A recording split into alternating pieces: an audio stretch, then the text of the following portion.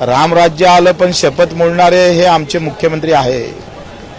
या वेदना अजूनही शेतकऱ्याला सतावतं आणि म्हणून मी उद्या 21 ते 23 पर्यंत रायगडाच्या पायथ्याशी म्हणजेच महाराजांच्या राजधानीमध्ये पातळ या गावी जिजाऊच्या समाधीजवळ अन्नत्याग आंदोलन करतो आहे।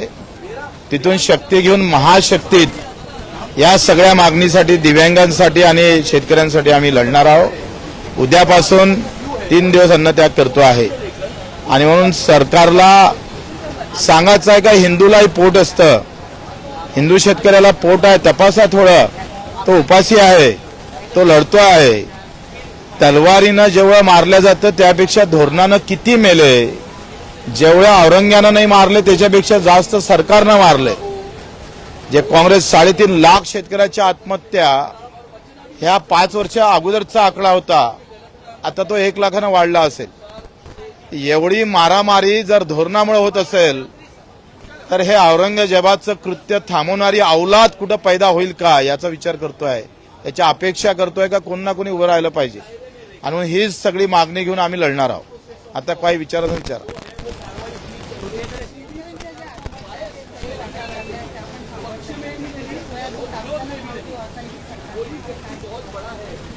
सोयाबीन 4,000 रुपये क्विंटल भावानं विकावं लागलं। एका एकरात 4 क्विंटल पिकलं 16,000 ते आले। 16,000 मध्ये 6 महिने लागतं पिकवाले। एकाच माणसाची मजुरी पकडली तर 32,000 रुपये खर्च आला, म्हणजे भेटले 16,000 आणि खर्च आला 32,000 एका माणसाचा। बाकीचे सोडून द्या, म्हणजे बटेंगे तो कटेंगे, तो आप कट गया ना हमारा किसान, कोण ख्याल देने वाला है। फतव्याच्या आणि बटेंगे तो कटेंगेच्या राजकारणामध्ये हा शेतकरी रोज मरतं आणि मीडियावाले सुद्धा ते दाखवत नाही। ते मोठी घोडचूक आहे या देशामध्ये। तुम्हाला कॅमेरा हा गावाकडे गेला पाहिजे, कारण गावात अजूनही MRGS मध्ये काम करणाऱ्या मजुराला 4 महिने झाले त्याची मजुरी भेटली नाही, 24 तासात द्या असा कायदा आहे, पण एकाही टीव्हीवर न्यूज नाही।